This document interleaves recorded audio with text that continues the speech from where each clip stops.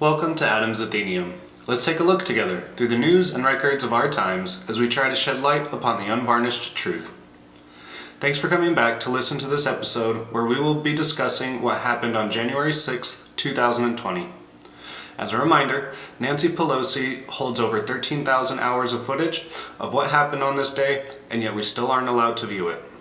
That's not how an informed public operates. I'm not a lawyer or judge privy to any court or sensitive information. I'm simply a guy on the internet using as many resources as I can to find out the truth and to share it with you.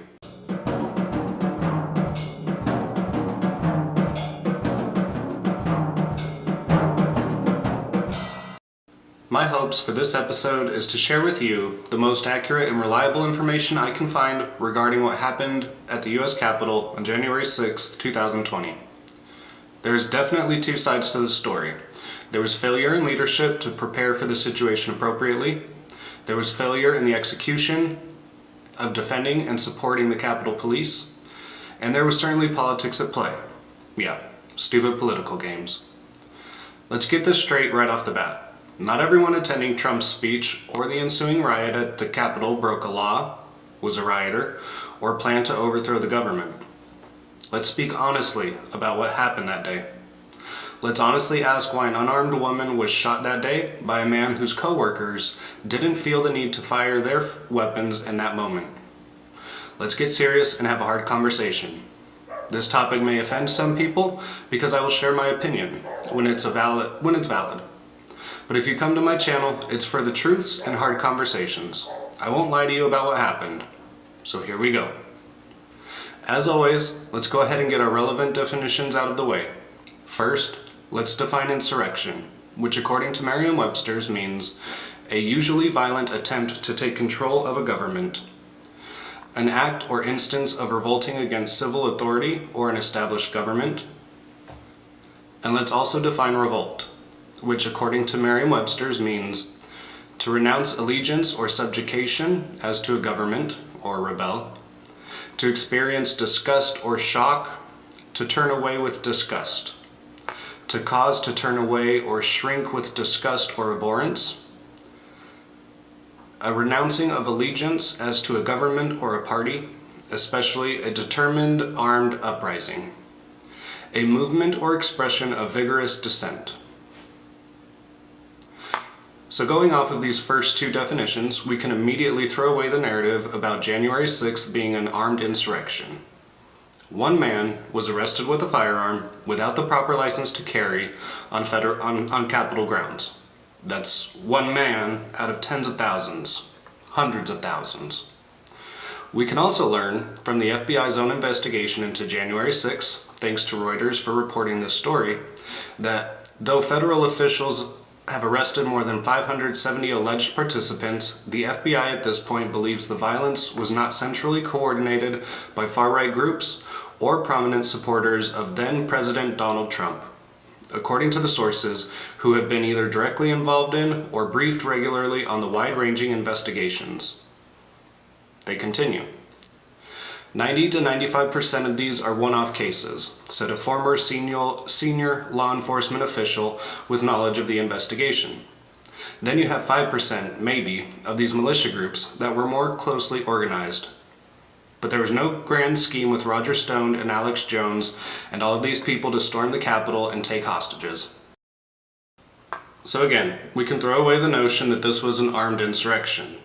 Pipe bombs being found downtown on the same day by a man that nobody can identify, and one man carrying a gun outside when he shouldn't have been, does not make this an insurrection. Do I need to remind you about the Kyle Rittenhouse case? Gage Grosskreutz was illegally carrying a firearm the night he gave chase to Kyle Rittenhouse. And under his own admission, under oath, he stated that he thought Kyle was working for the FBI. He then proceeded to pull out his own firearm and attempt to shoot at Kyle. He chased someone he thought was an FBI agent and tried to stop him with his own firearm. He actually tried to use his own firearm. However, in Washington, D.C., this man was simply carrying illegally. He wasn't using his weapon or threatening anyone with it. And nobody can prove that the pipe bomb person was with the Trump supporters, the FBI, or Antifa. The FBI themselves go on to tell us that there was no grand scheme to storm the Capitol and take hostages. Also, out of the hundreds of arrests that day, not one person has been charged with insurrection, treason, or sedition. So from here on out, I will refuse to hear that this was an armed insurrection, or a revolt against the government. It was proven that there was no attempt to change the type of government we have, to change allegiances, or to take hostages. That is obviously false framing once we understand what these words mean. Am I claiming that there was no violence? No. There was obviously violence, law-breaking, and fighting with police, which I condemn, and hope these people are charged accordingly and fairly under the law. As in most riots, most injuries come from objects such as flagpoles, batons, mace, pepper spray, or tear gas, flying objects and debris, as well as hand-to-hand combat injuries. But there weren't fireworks and explosives going off, besides what the Capitol Police were throwing, stun grenades and the likes, or gunshots being fired at specific political opponents, like we saw all summer in the riots of 2020 across the US.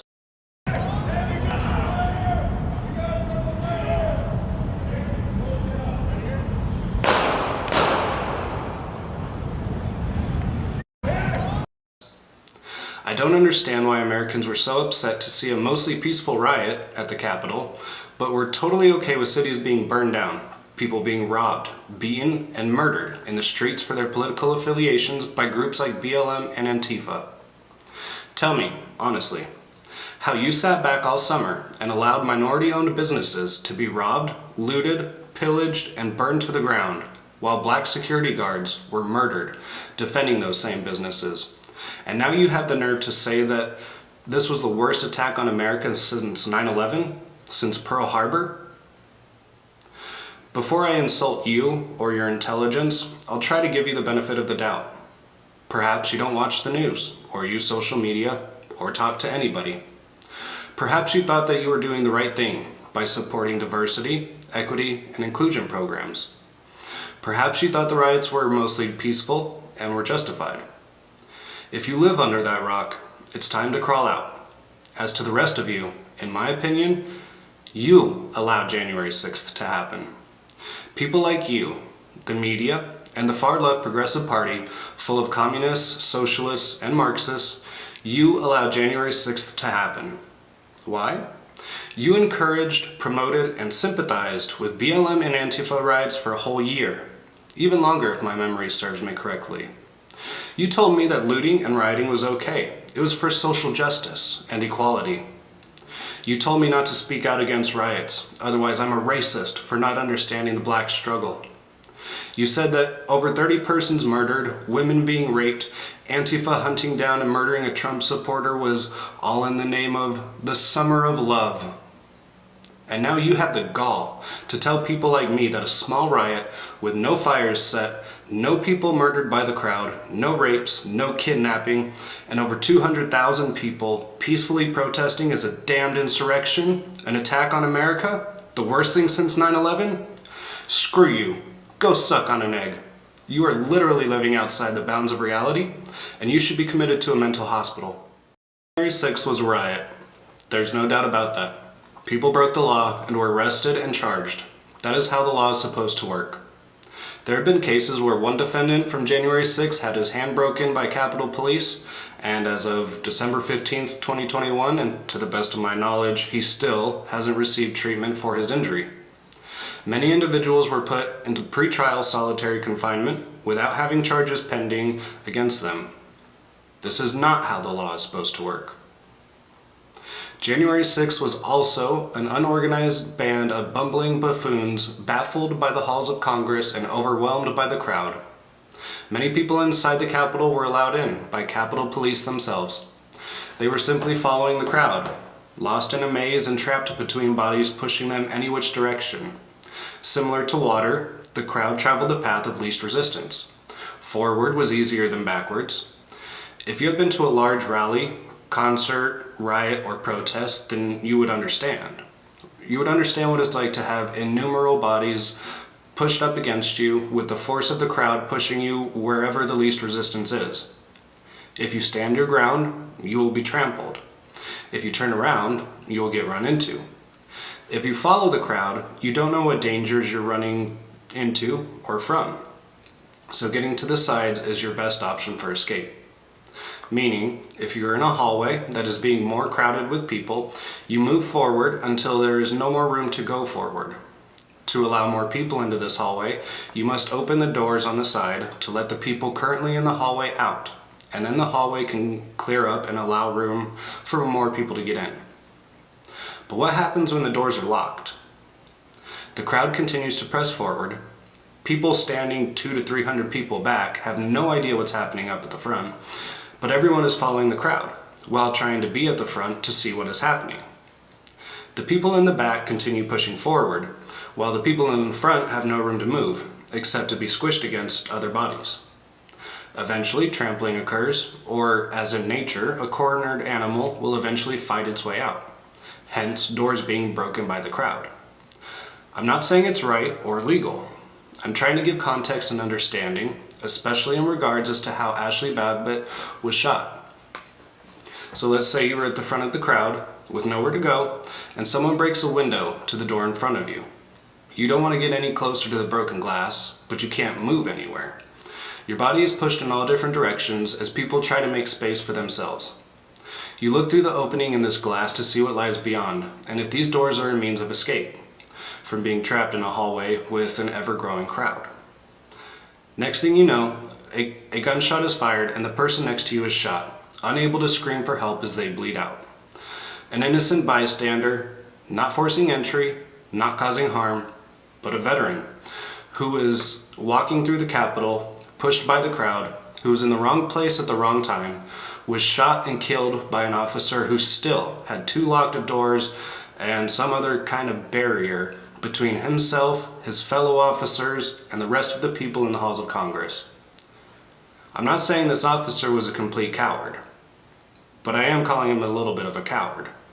How is it that out of the hundreds of Capitol police officers who were there that day, some of whom got the crap beat out of them, never fired their weapon? Why did no other officer in the halls of Congress fire their weapons? Maybe you were scared, and that's okay to be scared. But as someone who is in the Army, I say to you, if you were that scared, you were in the wrong job, and I wouldn't want you watching my 6. That's my opinion, and I'm allowed to have it. Maybe he was justified in shooting her, but where is the evidence? Where's the trial? So let's talk about the stupid political games that were being played that day and in the days leading up to January 6th. First, law enforcement jurisdiction and enforcement is a nightmare. In Washington, D.C., you have the Metropolitan Police Department, the Capitol Police, Secret Service, and U.S. Park Police. So to get to the bottom of that, you almost need to be an expert in legalese. But let's start with what we do know. According to Reuters from May 12th, President Donald Trump wanted National Guard troops in Washington to protect his supporters at a January 6th rally that ended with them attacking the U.S. Capitol, leaving 5 dead. Trump's former Pentagon chief testified on Wednesday.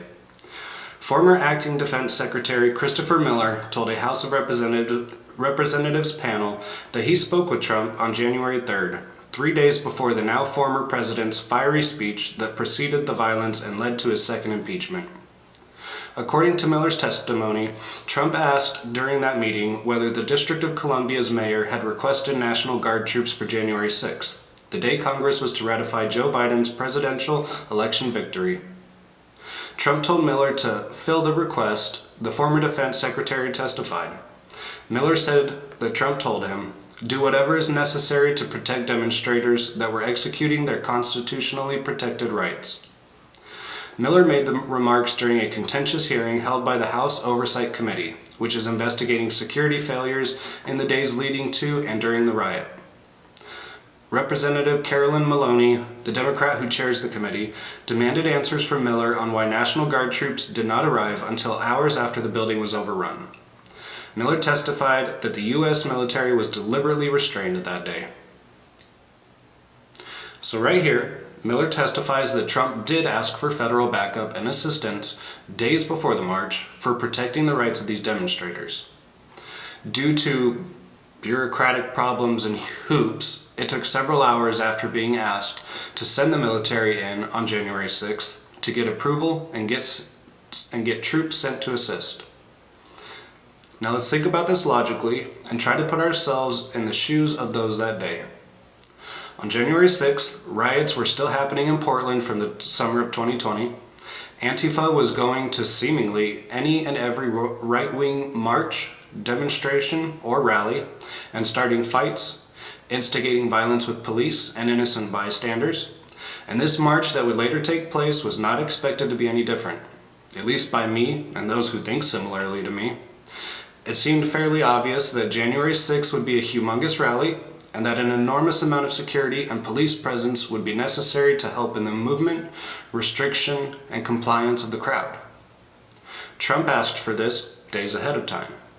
On that day, for whatever reason, when help was asked for at least 5 times, it was denied and pushed off until the violence was over. Then the military came in, and they were forced to sleep in parking garages, with one restroom for thousands of soldiers and one wall outlet for charging phones and such. So the very people, the Democrats, who pushed for defunding the police, refused and denied the reality that they needed extra assistance.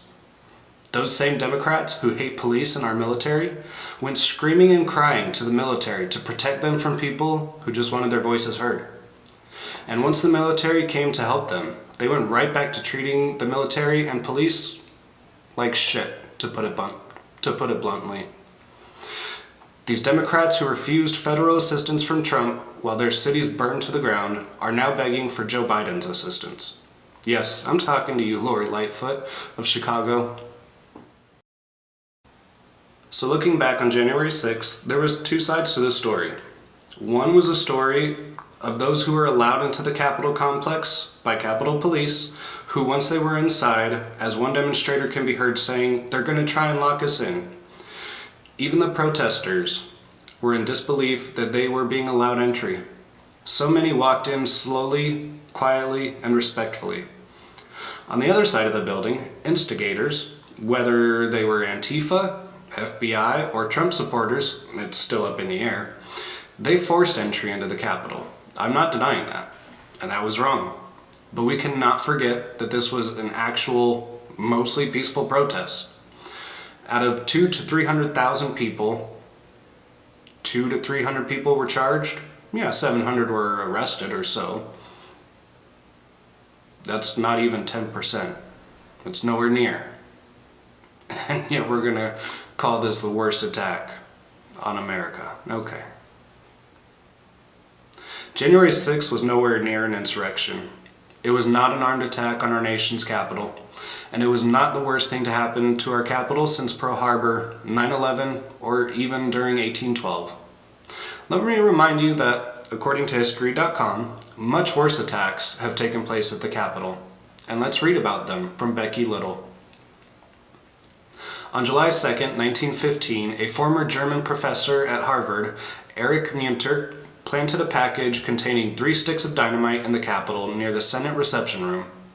The explosive detonated around midnight and during a time when the Senate had been on recess.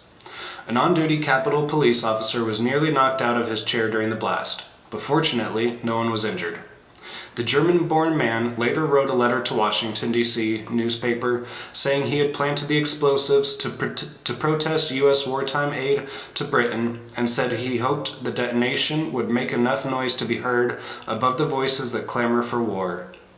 He then traveled to the home of J.P. Morgan in Long Island, New York, and shot the financier. Morgan's wounds proved superficial, and he survived. Munter was soon captured, detained in jail. Several days later, he died by suicide. On March 1st, 1954, 4 Puerto Rican Americans fired guns in the House of Representatives, injuring 5 congressmen.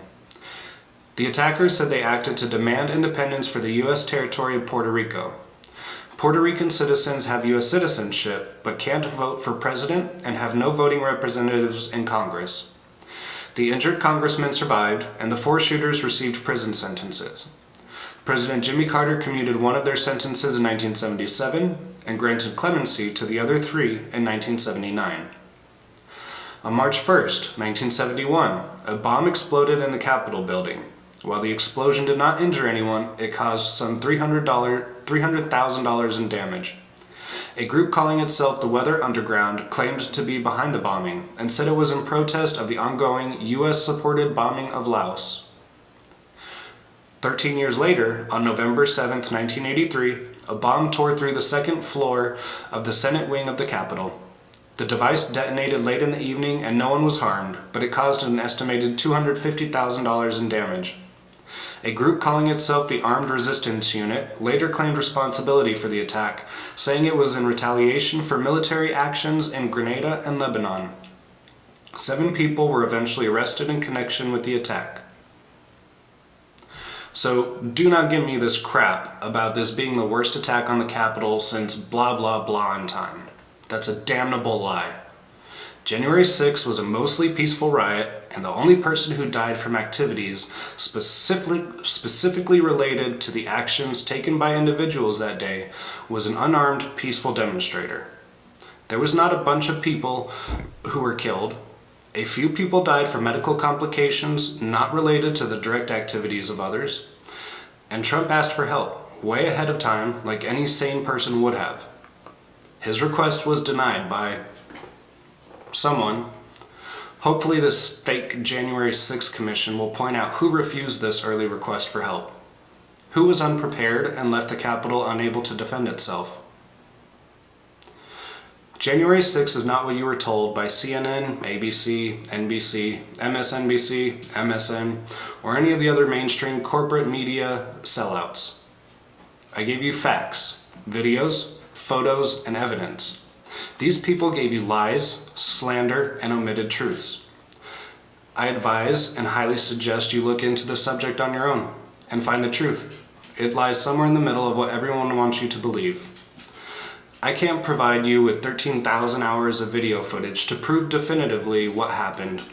And even if I could, would you be practiced enough to watch all 13,000 hours? Do you even have that kind of time? Probably not. Here at Mythenium, I shed light upon the unvarnished truth and the hidden facts. I will not stand for lies, slander, and for omitted truths. If you come to my channel, it's to hear the truth, face the facts, and to make up your own mind on these matters once you have all of the objectifiable facts. I hope you learned at least one new thing in this video, and if you did, please leave a thumbs up. If you like the work I'm doing and think my message should be shared, then by all means, please share this video with any and all of your friends and family. If you would like to add facts I may have missed, I look forward to our discussion in the comments section. If you want to sell me your CNN and NBC talking points, leave your socialist agenda at the door and don't come back. I hope to see you all for my video next Thursday. Come back to see what we will cover next time, and I look forward to seeing you there.